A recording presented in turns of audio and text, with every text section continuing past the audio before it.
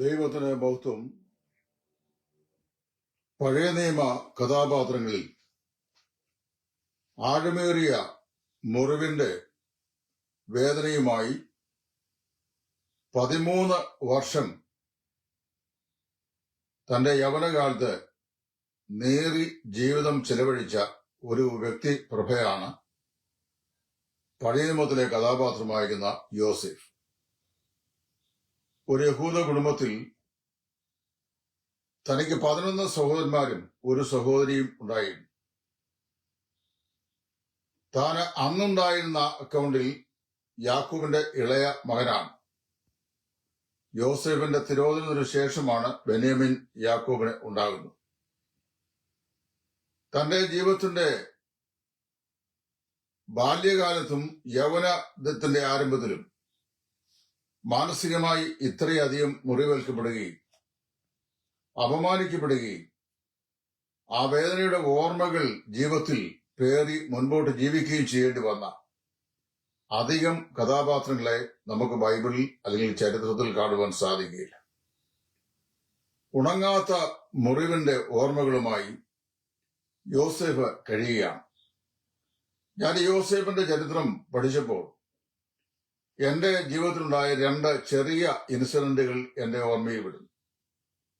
1978 ചാത്തന്നൂരുള്ള Baptist Bible സ്കൂളിൽ ഞാൻ പഠിക്കുന്ന സമയത്ത് അവിടെ ഓയൂർ എന്ന് പറയുന്ന സ്ഥലത്ത് ഈ ചാത്തന്നൂർക്കാരുടെ വക കുറെ കൃഷിത്തോട്ടമുണ്ട്. അതിലെ കപ്പ പറിക്കാനായിട്ട് ഞങ്ങള് സ്റ്റുഡൻസിനെയൊക്കെ കൊണ്ടുപോയി. അവിടെ വെച്ച് എന്റെ കാലിന്റെ പൊത്തയില് എന്തോ ഒരു മുള്ളു പോലെ സാധനം കൊണ്ടു. എന്താണെന്നറിയാൻ വയ്യ. ആ മുള്ള് ഞാൻ എടുത്തു മാറ്റിക്കളഞ്ഞു.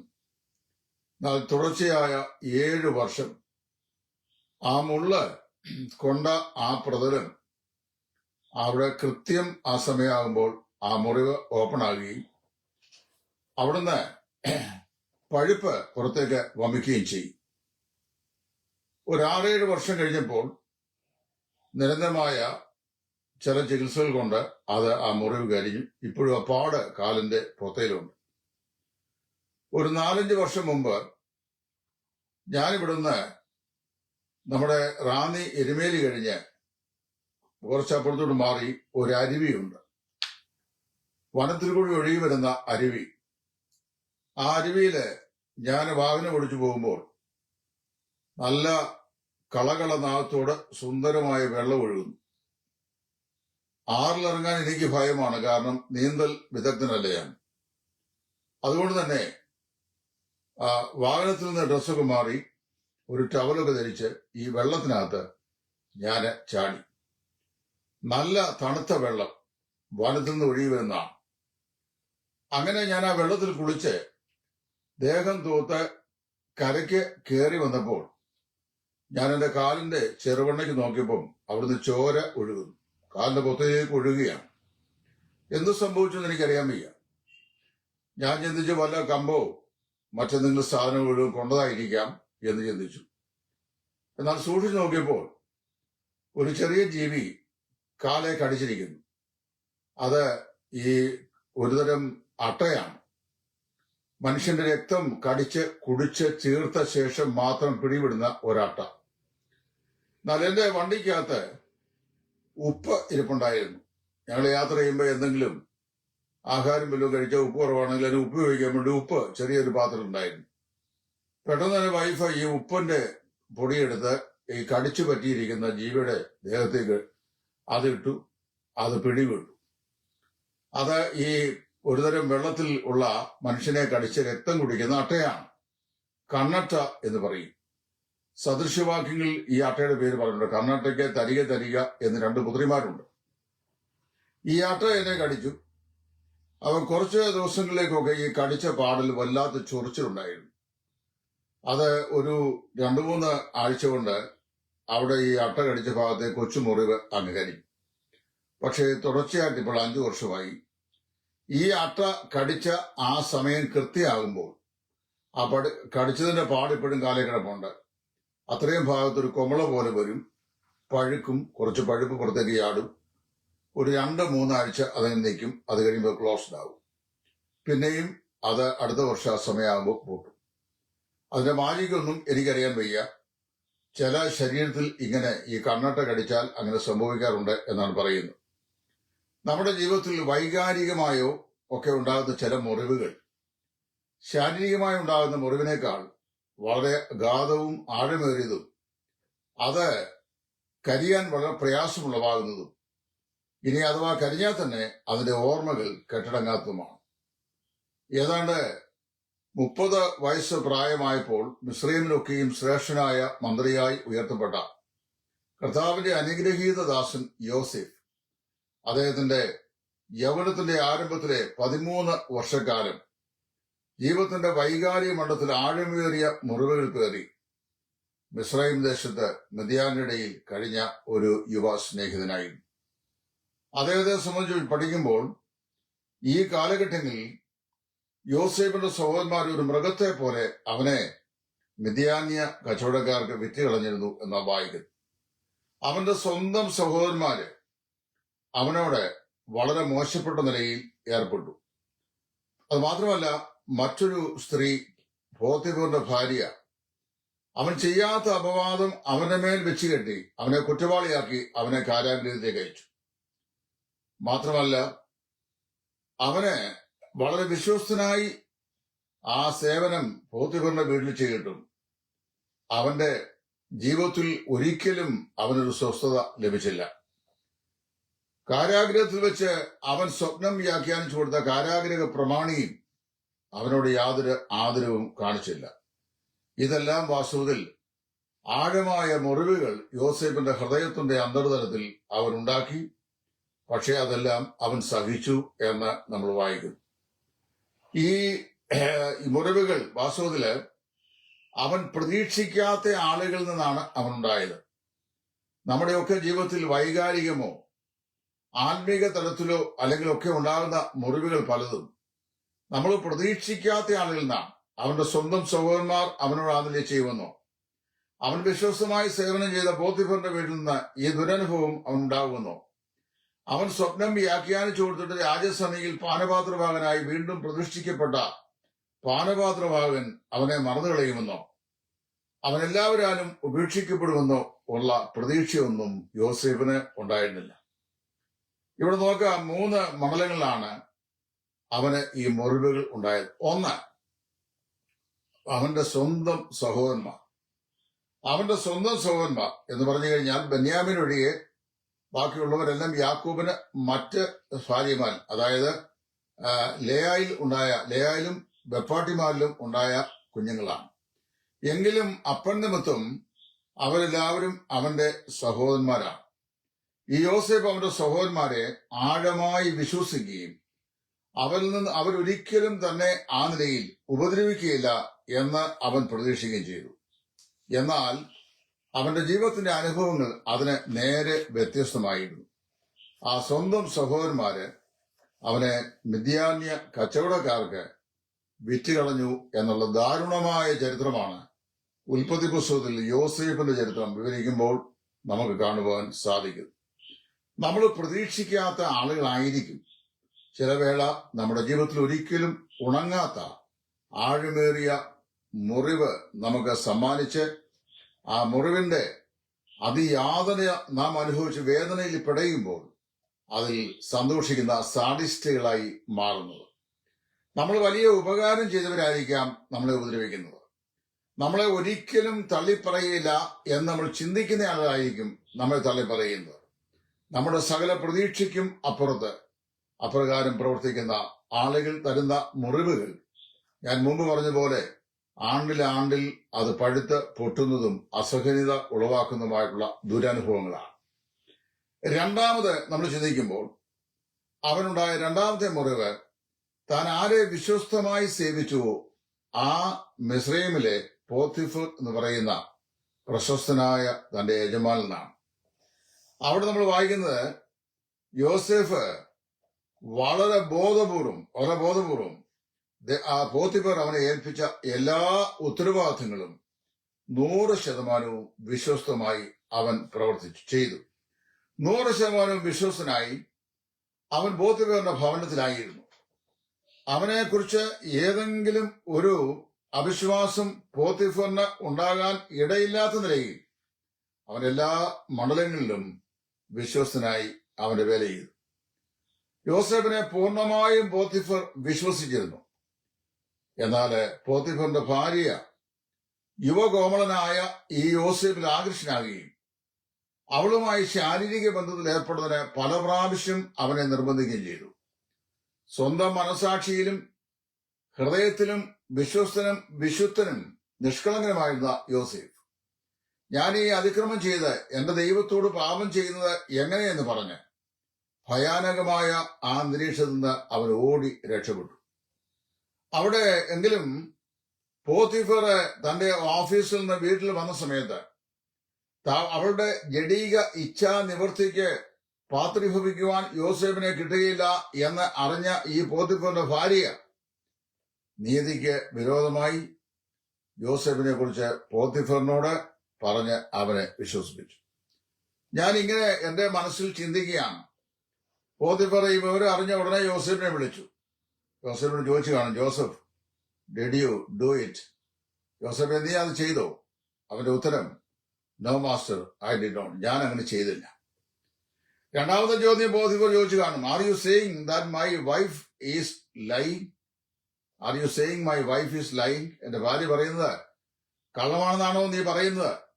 പോത്തിഫർ തന്റെ അധികാരത്തിന്റെ സ്വരത്തിൽ യോസേഫിനോട് ചോദിച്ചിരിക്കണം.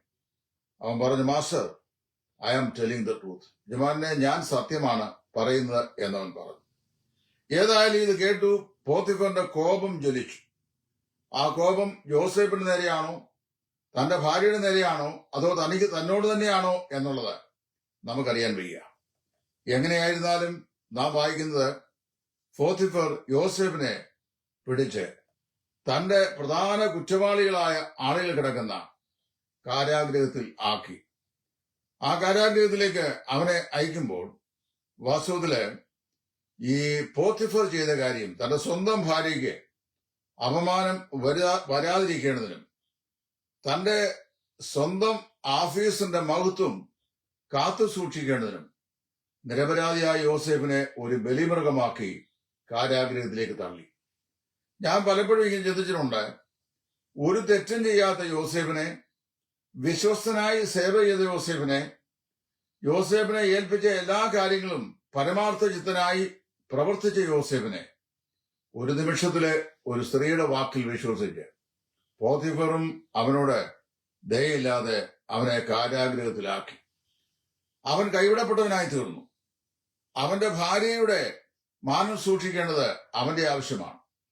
തന്റെ സ്ഥാനത്തിന്റെ മഹത്വം അത് മുറുകെ പിടിക്കേണ്ടത് അദ്ദേഹത്തിന്റെ ആവശ്യമാണ്. ഞാൻ വിശ്വസിക്കുന്നത് പോത്തിഫറിന്റെ ഭാര്യയെ പോത്തിഫർ വിശ്വസിച്ചതിനേക്കാൾ യോസേഫിനെ പോത്തിഫർ വിശ്വസിച്ചിട്ടുണ്ടാവും. അവൻ തെറ്റുകാരനല്ല എന്നും ഒരു പക്ഷെങ്കിൽ അവന് മനസ്സിലാക്കിയിട്ടുണ്ടായിരിക്കണം. കാരണം മിസ്രൈമിലെ നീതിയുടെ പ്രമാണം അനുസരിച്ച് ഒരു യജമാനന്റെ അടിമയായിരിക്കുന്ന വ്യക്തി ഈ നിലയിൽ ഏതെങ്കിലുമൊക്കെ ഉള്ള അപരാധങ്ങൾ പ്രവർത്തിച്ചാൽ, യജമാനന് നഷ്ടം വരുത്തിയാൽ അവനെ കൊല്ലുകയാണ് ചെയ്യുന്നത്. ഇവിടെ പോത്തിഫർ അവനെ കൊന്നില്ല, കൊല്ലുന്നതിന് പകരം അവനെ കാരാഗ്രഹത്തിലേക്ക് അയച്ച് തടങ്കലിലാക്കിയാണ് ചെയ്തത്.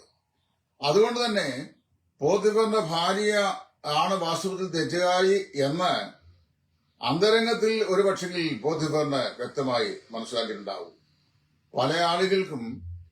പല ആളുകളെയും കാരണം കൂടാതെ അപമാനിക്കുകയും ഉപദ്രവിക്കുകയും അവരുടെ നന്മകൾക്ക് തടസ്സം സൃഷ്ടിക്കുകയും അവരെ ഒരുതരം വീട്ടുതടങ്കൽ പോലെ ആക്കി അവരുടെ ശുശ്രൂഷകളെ തടയും ചെയ്യുമ്പോൾ അതിൽ ആനന്ദിക്കുന്ന അർമാദിക്കുന്ന ആളുകൾ തങ്ങളുടെ തന്നെ തെറ്റുകൾ മറയ്ക്കാനും തങ്ങൾക്ക് ഉള്ള മഹത്വം മറ്റുള്ള മുമ്പാകെ ഇല്ലാതെ പോകാതിരിക്കാനും നിരപരാധികളെ ക്രൂശിക്കുന്ന ചരിത്രമാണ് ചരിത്രത്തിന്റെ ഏടുകളിൽ കൂടി നമുക്ക് മനസ്സിലാക്കാൻ കഴിയുന്നത്. ഉദാഹരണമായി പറഞ്ഞു കഴിഞ്ഞാൽ യേശു ക്രിസ്തു മരണയോഗ്യമായത് യാതൊന്നും ചെയ്തിട്ടില്ല എന്ന് നാടുവാഴിയായ പീലാത്തോസിനെ വളരെ വ്യക്തമായി മനസ്സിലാക്കിയിരുന്നു.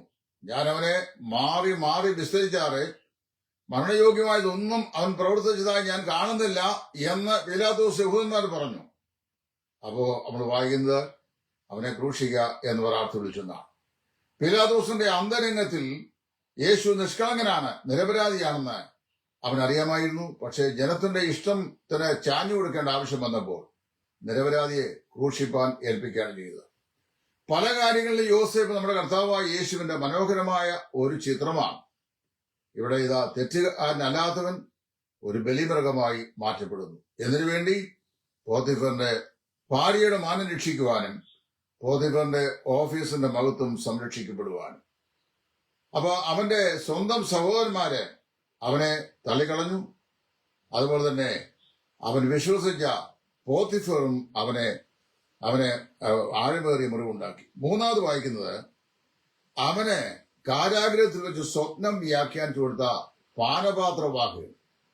അവന്റെ സ്വപ്നം വ്യാഖ്യാനിച്ചു കൊടുത്ത് രാജാവ് അവനെ വീണ്ടും പാനപാത്രവാഹകനായി നിയമിക്കുമെന്നും അങ്ങനെ ചെയ്യുന്ന സമയത്ത് എന്റെ കാര്യം കൂടെ ഫറവോനെ ബോധിപ്പിക്കണമെന്നും പറഞ്ഞാണ് ഇവൻ അവനെ പറഞ്ഞയച്ചത്.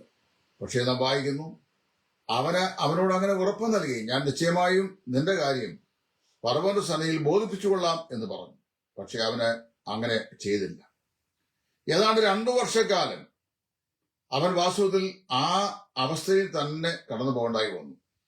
നന്മ ചെയ്തവർ നമ്മെ മറന്നു പോവുക, നമുക്ക് ഉപകാരം ചെയ്തവർ നാം ഉപകാരം ചെയ്തവർ തന്നെ നമ്മെ മറന്നു പോവുക. രോഗശയ്യയിൽ നമ്മൾ താങ്ങും തണലുമായി വർദ്ധിച്ച ആളുകൾ, സാമ്പത്തിക ക്ലേശങ്ങളിൽ നമുക്കുള്ളവയിൽ നിന്ന് കൈത്താങ്ങം നൽകി സഹായിച്ചവർ, ജീവിതത്തിന്റെ അരക്ഷിത അവസരങ്ങളിൽ ആരും തിരിഞ്ഞു നോക്കാത്ത സാഹചര്യങ്ങളിൽ നമ്മുടെ ശരീരം കൊണ്ടും മനസ്സുകൊണ്ടും നമുക്കുള്ളതുകൊണ്ടും നമ്മൾ ശുശ്രൂഷ ചെയ്ത ആളുകൾ, തങ്ങൾക്ക് ഐശ്വര്യവും നന്മയും അനുഗ്രഹങ്ങളും ഉണ്ടാകുമ്പോൾ നമ്മളെ പാടെ മറന്നു കളയുന്നത് മനുഷ്യ സഹജമായ സ്വഭാവമാണ്. എന്നാൽ ഈ പറയപ്പെട്ട എല്ലാറ്റിലും ഏറ്റവും ആഴമേറിയ മുറിവ് യോസേഫ് സഹിക്കേണ്ടി വന്നത് വാസ്തവത്തിൽ അവന് മറ്റുള്ളവരാൽ തള്ളപ്പെട്ടു എന്നുള്ളതാണ്. അല്ലെങ്കിൽ മറ്റുള്ളവരാൽ കൈവിടപ്പെട്ടു, ഉപേക്ഷിക്കപ്പെട്ടു, തള്ളിപ്പറയപ്പെട്ടു എന്നുള്ളതാണ്. ഏതൊക്കെ മണ്ഡലങ്ങളിലാണ് യോസേഫ് കടന്നുപോയത് എന്ന് നമ്മൾ പരിശോധിക്കണം. അവന്റെ സ്വന്തം സഹോദരന്മാർ അവനെ തള്ളിപ്പറഞ്ഞു. അവന്റെ സ്വന്തം സഹോദരന്മാർ തള്ളിപ്പറഞ്ഞ കൂട്ടത്തിൽ പോത്തിഫറിന്റെ ഭവനം അവനെ തള്ളിപ്പറഞ്ഞു. പോത്തിഫറിന്റെ ഭാര്യ അവനെ തള്ളിപ്പറഞ്ഞു. പാനപാത്രവാഹകൻ അവനെ തള്ളിപ്പറഞ്ഞു. എല്ലാവരും അവനെ ഉപേക്ഷിച്ചു കളഞ്ഞു. ഇങ്ങനെയുള്ള ഒരു ആഴമേറിയ 3 മുറിവുകൾ സ്വന്തം സഹോദരന്മാരിൽ നിന്നും, തന്റെ യജമാനായ പോത്തിഫറിൽ നിന്നും, അതുപോലെ തന്നെ അവന്റെ ഈ ജീവിതത്തില് അവന്റെ സ്വന്തം സഹോദരന്മാരിൽ നിന്നും, അല്ലെങ്കിൽ അവന്റെ ഈ പാനപാത്രവാഹനിൽ നിന്നും എല്ലാവരാലും ഉപേക്ഷിക്കപ്പെട്ടു കഴിഞ്ഞപ്പോൾ അപമാനത്തിന്റെയും ആകുലത്തിന്റെയും ചിന്താഭാരത്തിന്റെയും ആഴമേറിയ മുറിവുകൾ ഹൃദയത്തിൽ വഹിച്ചുകൊണ്ട് 13 സംവത്സരങ്ങൾ അവൻ കാരാഗ്രഹത്തിലായിരുന്നു. ഒരു മനുഷ്യന്റെ യൗവനകാലം മാനസികമായും ബൗദ്ധികമായും ശാരീരികമായി എല്ലാം അവൻ പ്രകാശിതനായി തീരേണ്ട അവന്റെ ആ നല്ല കാലം അവൻ കാരാഗ്രഹത്തിൽ തടവറയിലായിരുന്നു. ഈ ചിന്തകൾ അവന്റെ ഹൃദയത്തെ വേട്ടയാടിക്കൊണ്ടേ ഇരുന്നു.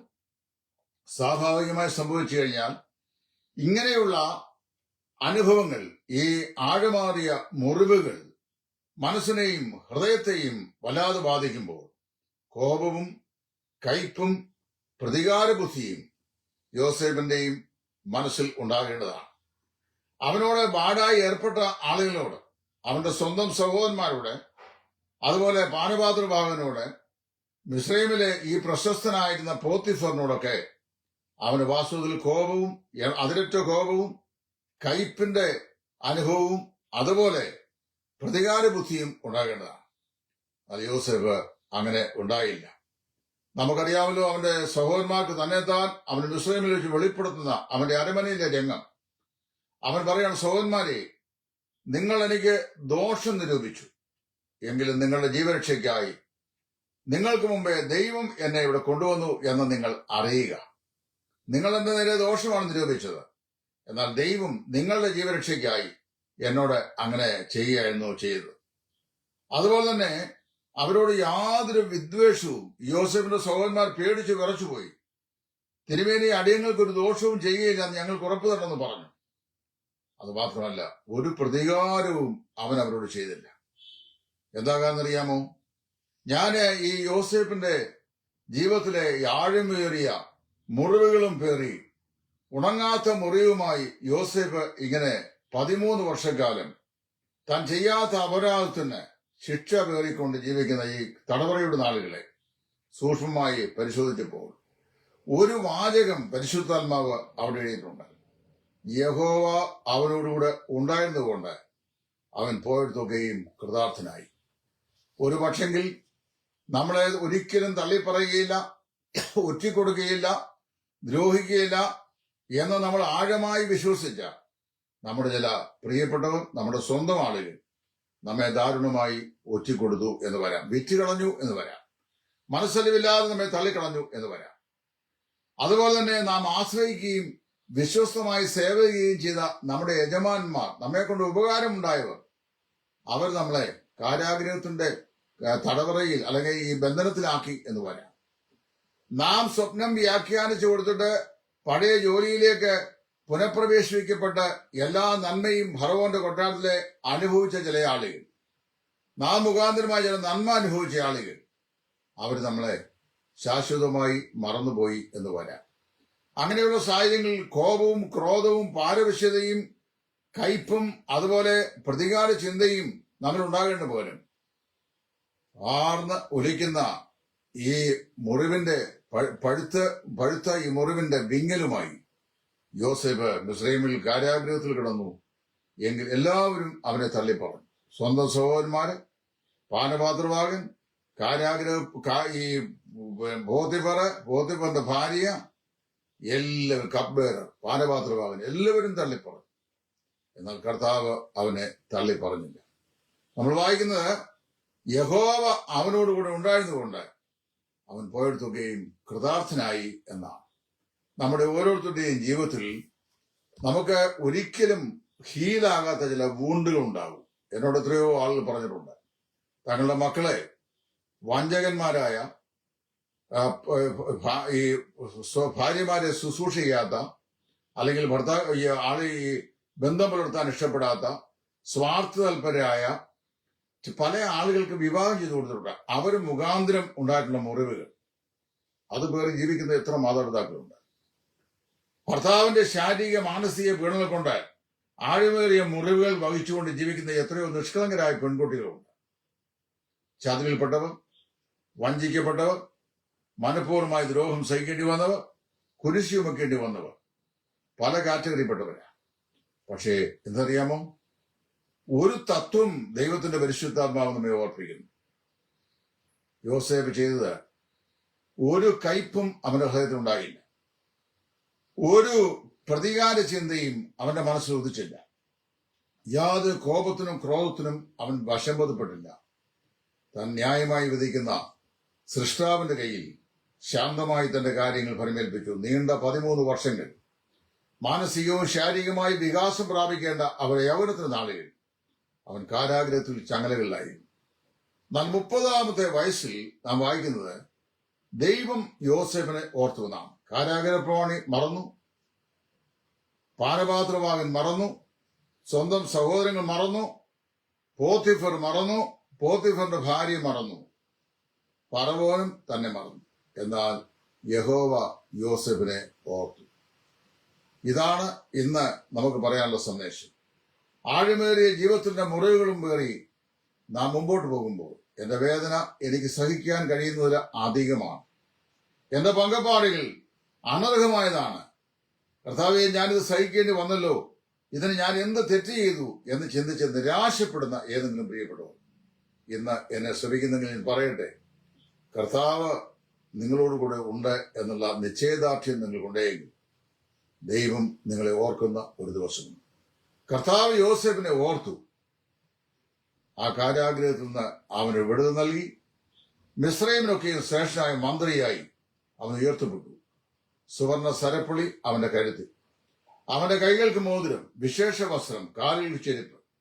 മിസ്രൈമിന്റെ പ്രഭുക്കന്മാർ മുമ്പാകെ യോസേഫ് മിസ്രൈമിനൊക്കെയും ശ്രേഷ്ഠനായ മന്ത്രി എന്നുള്ള പരസ്യമായ പ്രഖ്യാപനം. നമ്മെ മാനിക്കുന്ന ഒരു ദൈവം, ജീവിതത്തിന്റെ അനർഹമായ വേദനകൾ പേറിക്കൊണ്ട്, ഉണങ്ങാത്ത മുറിവുകൾ പേറിക്കൊണ്ട് ജീവിക്കുന്ന നമ്മുടെ ജീവിതത്തിന് ശാശ്വതമായ ഒരു പരിസമാപ്തി തന്ന് നമ്മെ മാനിക്കുന്ന വിശ്വസ്തനായ ദൈവം നമുക്കുള്ളിടത്തോളം കാലം നമ്മൾ ഒട്ടും അചഞ്ചലപ്പെടാതെ കർത്താവിന്റെ സന്നയിൽ ശാന്തമായിരിക്കുക. നമ്മെ ഓർക്കേണ്ടവർ മറന്നുപോയാൽ നമ്മെ മറക്കാത്തവൻ ഒരു നാൾ നമ്മെ ഓർക്കുന്ന മനോഹരമായ ഒരു ദിവസമുണ്ട്. ആ ദിവസത്തിനായി പ്രത്യാശയോടെ ധൈര്യത്തോടെ കാത്തിരിക്കാം. ദൈവം നമ്മെ ഏവരെയും അനുഗ്രഹിക്കട്ടെ. കർത്താവിന്റെ വേലയിൽ സുവിശേഷകൻ ടൈറ്റസ് ഫ്രം ഇടയാറുണ്ട്.